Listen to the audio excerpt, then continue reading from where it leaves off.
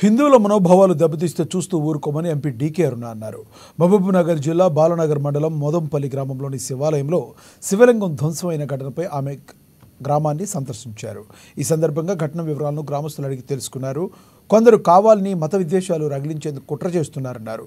ప్రజలెంతో పవిత్రంగా భావించే దేవాలయంలో శివలింగాన్ని ధ్వంసం చేసి పెద్ద తప్పు చేశారన్నారు. గ్రామంలో మత మార్పులను కొంతమంది ప్రోత్సహిస్తున్నారని, అటువంటి చర్యలను మానుకోవాలని హెచ్చరించారు. లింగాన్ని తొలగించి అక్కడ కొన్ని జరగానటువంటి పనులు చేసి అపవిత్రం చేసినటువంటి నేపథ్యంలో గ్రామంలో ఉన్నటువంటి ప్రజలంతా కూడా ఆందోళన చెందడము, అక్కడ చేసిన వాళ్ళు ఇద్దరు కూడా మంచి స్నేహితులుగా ఉండి తప్పదాగి మరి ఇద్దరు మాట్లాడుకొని దాంట్లో ముస్లిము ఒక హిందూ ఇద్దరు ఉన్నారు.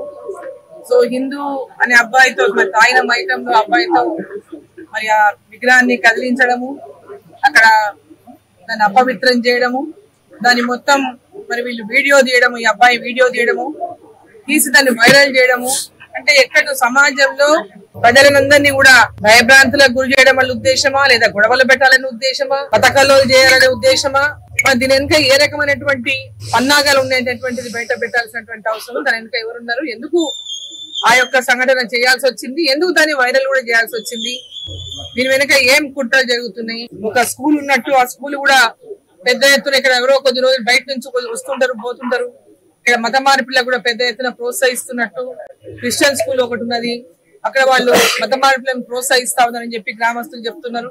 భ్రమను సృష్టించి ఇక్కడ పెద్ద ఎత్తున ఏదైతే వాళ్ళు మత మార్పులకు పాల్పడుతున్నటువంటి విషయాలను కూడా ప్రజల దృష్టికి తీసుకొస్తా ఉన్నారు. ఈ విషయాలన్నింటిపైన కూడా అక్కడ ఉన్నటువంటి పోలీసు యంత్రాంగం గాని, రెవెన్యూ యంత్రాంగం గాని దీని మీద సమగ్రమైనటువంటి విచారణ చేసి గ్రామాల్లో